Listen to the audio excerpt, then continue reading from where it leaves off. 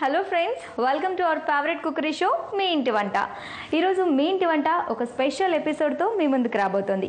ఈ స్పెషల్ ఎపిసోడ్లో మన special guest senior artist Radhakumari గారు 2 ఇంట్రెస్టింగ్ రెసిపీస్ని మనకు చేసి చూపించబోతున్నారు. సో ముందుగా వారికి వెల్కమ్ చెప్దామా?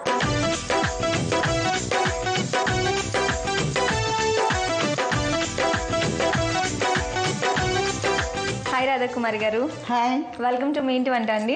Thank you. బాగున్నారా? బ్రహ్మాండంగా కనిపించట్లా? బాగున్నట్టు. అదే అనుకుంటారని ఎక్స్పెక్ట్ చేశాను. చక్కగా చిలకపచ్చ కోక కట్టుకొచ్చారు, మరి చాలా అందంగా, చాలా బాగున్నారు. ఏమనుకున్నావు మనం అంటే? తెలియక అడిగాను, తప్పైపోయింది. సరే. సో చాలా చక్కగా ముస్తాబా ఇచ్చారు. ముందైతే మిమ్మల్ని డిస్టర్బ్ చేయను డౌట్లతో. నువ్వు అవ్వలేదా ముస్తాబు? నేనంటే కొంచెం తక్కువే అయినట్టు. ఏం కాదు, నువ్వే చక్కగా అయ్యావు. తక్కువ అంటే ఇవి తక్కువ ఉన్నాయి కానీ మిగిలిందంతా కరెక్ట్. ఇది తక్కువ ఉంటేనే నాకు బాగుంటుంది, కొంచెం ఎక్కువ ఉంది అంతే. సో మీకు అలా బాగుంటుంది, నీకు ఇలా బాగుంటుంది. రైట్, ఒకటి అడుగు. నెక్స్ట్ అడుగు. ఓకే, మరి నెక్స్ట్ రెసిపీ ఏం చేయబోతున్నారు ఫస్ట్? ఇప్పుడు రెసిపీ అంటే నాకు ఇంగ్లీష్ రాదు. రాదా? ఏ వంట చేసి చూపించబోతున్నారు వ్యూవర్స్ కి? ముందు ముక్కల పులుసు. ముక్కల పులుసు. ఏ ముక్కలు ఉంటాయి అందులో? ముక్కల పులుసు అంటే అన్ని రకాల ముక్కలు వేస్తాం. మునంకాడ, బెండకాయ, గుమ్మడికాయ, సొరకాయ.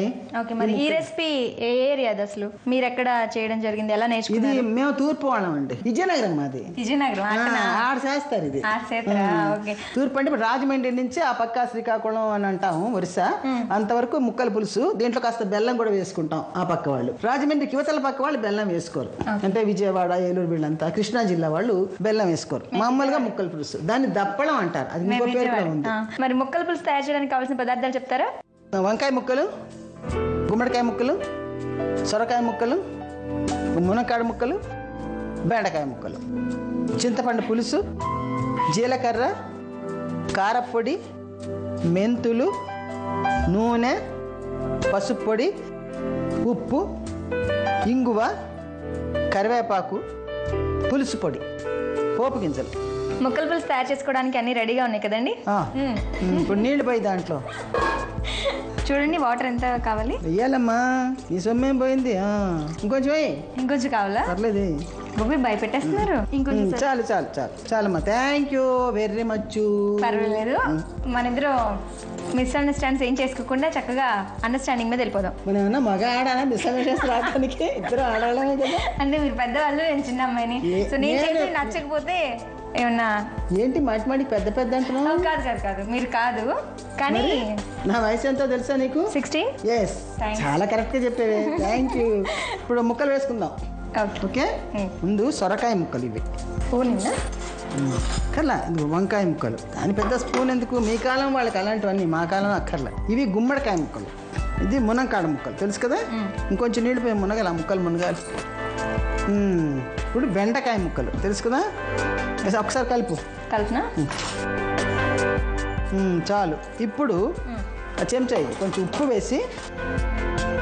ముక్కల పులుసు మరి మీరే నేర్చుకున్నారా, ఎవరి దగ్గరైనా నేర్చుకున్నారా? మేమంటే పుట్టగానే ముక్కల పులుసు చేయడం వస్తుంది ఎవరికైనా? ఎవరికి రాదు. నేను అన్నానా పుట్టగానే అని? మీరే నేర్చుకున్నారా అంటే నేను ఎలా నేర్చుకుంటాను? మా అమ్మమ్మలు, నాన్నమ్మలు, అమ్మలు, అత్తగారులు ఎవరు చెప్పకుండా చూసి నేర్చుకున్నారా, లేకపోతే చూసే వాళ్ళు చేస్తుంటే పక్కన కూర్చుంటాం కదా. మీరు చాలా తెలివిగల వాళ్ళు, అందుకని మీరు నేర్చుకున్నారేమోనని. రేపు నువ్వు కూడా నేర్చుకుని రేపు చేసి చూపించవచ్చు జనాన్ని. అవును, ఇప్పుడు నేను మీ దగ్గర నేర్చుకున్నానని చెప్తాను, కానీ మీరుగా నేర్చుకున్నారా అని అడిగా. అదే, మా పెద్దలు చేస్తే నేర్చుకున్నా. అన్నీ తెలుసు నీకు, కానీ అజ్ఞానంతో మాట్లాడతావు. కానీ ఇప్పుడు ఒక స్పూన్, ఇంకొక స్పూన్ కావాలా? కొంచెం పసుపు పొడి, మూత పెట్టు. ఉడికాక అప్పుడు మిగిలిన వేస్తాం. మరి నువ్వేంటి, ఏమైనా లవ్వా లేకపోతే పెళ్లి పెరగటానా అయిందా లేదా? నా సంగతి తర్వాత చూద్దాం. నా గురించి చాలా మంది తెలుసు. అంటే మీకు చాలా మంది, నాకు తెలియదు కదా. మీకు తెలీదా? మరి చెప్పు, ఏంటో వింటాను. అవన్నీ లవ్ అయ్యింటి మామూలు బాగుంటుంది. మా మమ్మీ వాళ్ళు వింటారు, నేను చెప్పను. అరే, మరి నాకు ఎలా తెలుస్తుంది? అంకుల్ గారు ఏం చేస్తున్నారు ఇప్పుడు? ఎలా ఉన్నారు? ఎవరు అంకుల్? నీ అంకులా నా అంకులా? మీ హస్బెండ్. మీ అంకులా?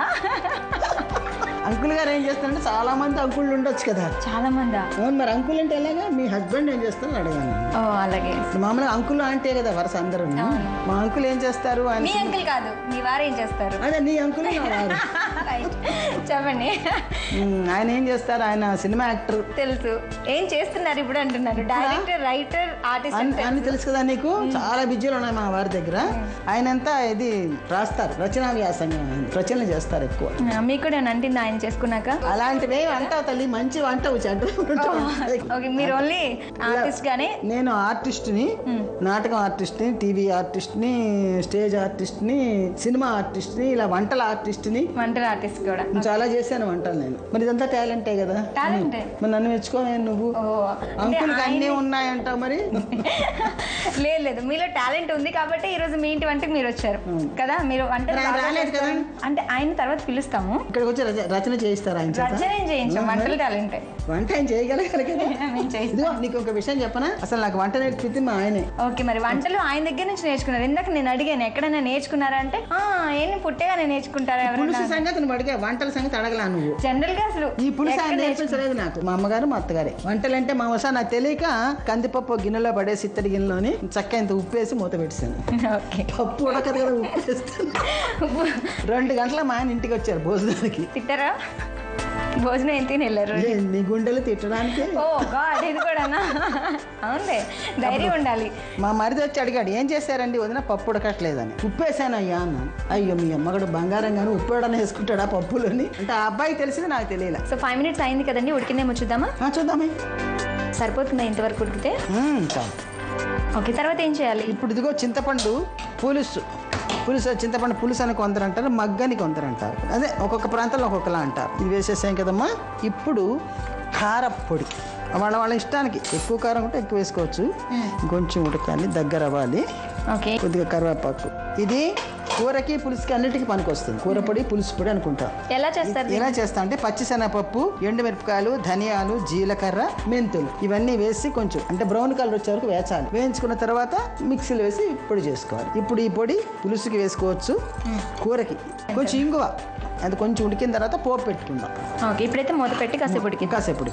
మరి మూవీ ఇండస్ట్రీకి ఎలా రావడం జరిగింది మీరు? ఇందులో ఒక డ్రామా వేసాను. చిన్నప్పటి నుంచి నాటకాలు. 11వ సంవత్సరం నేను స్టేజ్ ఎక్కాను. ఇప్పటికి 10,000 నాటకాలు వేసాను. 10,000 నాటకాలు 11 ఏళ్ళ నుంచి స్టార్ట్ అయింది. 11 ఏళ్ళ నుంచి కెరీర్ స్టార్ట్ అయింది. చాలా బిజీగా ఉండేదాన్ని. నాటకాలు చదువు సంజయ్ పోయింది. నాటకాలు అంటే చదువులేని వస్తాయి. ఇంకా వస్తే అందరు చూసి మా నాన్నగారిని, అయ్యో మీ అమ్మాయి చాలా బాగా యాక్ట్ చేస్తుంది, చాలా బాగా యాక్ట్. నేను ముబ్బిపోయాడు మా నాన్న. ఉబ్బులింగడు అయిపోయి, అయ్యో మా అమ్మాయిని అయితే మంచి నాటకం స్టార్ని, సినిమా స్టార్ని చేయాలి అని ఆయన ఆశ అన్నమాట. పాపం సినిమాలోకి వచ్చాక ఇప్పుడు 450 సినిమాలు అయిపోయింది. రామారావు గారు, నాగేశ్వరరావు గారు, కృష్ణ గారు, శోభన్ బాబు గారు అందరూ మొత్తం పాత హీరో అందరితో చేసేసాను. ఈ కొత్త అబ్బాయిలు వచ్చారు కదా, అంటే బాగా చిన్న కుర్రాళ్ళు, వాళ్ళకి బామ్మగా ప్రమోట్ అయ్యాను. బామ్మగా 3 తరాలు 4 తరాలు అయిపోయింది నాకు. రామారావు గారి తరంలో 4 అయిపోయింది. నా దగ్గర అన్నట్టు 16 అంటే వాళ్ళ దగ్గర అలవారు కదా.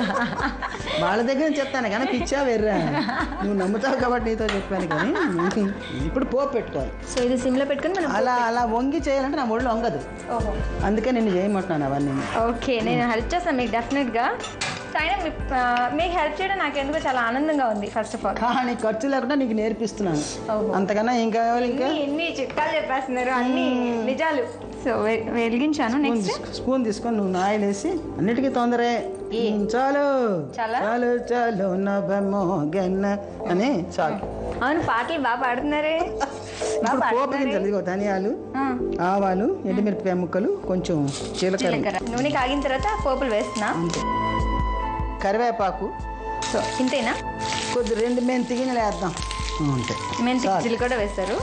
అయిపోయింది పులుసు ఇందులో వేసేయటం. ఇంక ఇది కూడా ఆపేసావా? ఇష్టం ఆపేవా? వేసి వేసి. సో అయిపోయింది కదా, స్టవ్ ఆఫ్ చేస్తాను. సర్వింగ్ బౌల్లోకి తీసుకుందామా?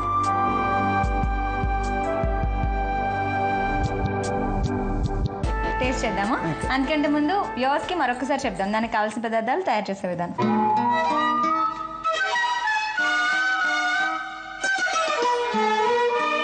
ముక్కల పులుసు తయారు చేయడానికి కావలసిన పదార్థాలు, తయారు చేసే విధానం ఇప్పుడు మరొకసారి. ముక్కల పులుసు తయారు చేయడానికి కావలసిన పదార్థాలు: సొరకాయ ముక్కలు, గుమ్మడికాయ ముక్కలు, ములక్కాడ ముక్కలు, వంకాయ ముక్కలు, బెండకాయ ముక్కలు, పసుపు, కారం, ఇంగువ, ఉప్పు, జీలకర్ర, ఎండుమిర్చి, శనగపప్పు, ధనియాలు, మెంతులు, నూనె, చింతపండు రసం.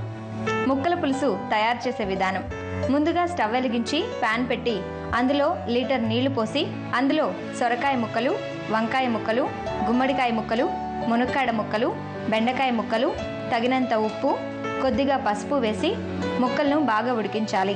ఇలా ఉడికిన దానిలో చింతపండు పులుసు, 1 టేబుల్ స్పూన్ కారం, కొద్దిగా కరివేపాకు వేశాక పచ్చిశనగపప్పు, ధనియాలు, జీలకర్ర, మెంతులు, ఎండుమిర్చి వేయించి గ్రైండ్ చేసిన పౌడర్ను 2 లేదా 3 టేబుల్ స్పూన్స్ వేసి బాగా కలుపుకోవాలి.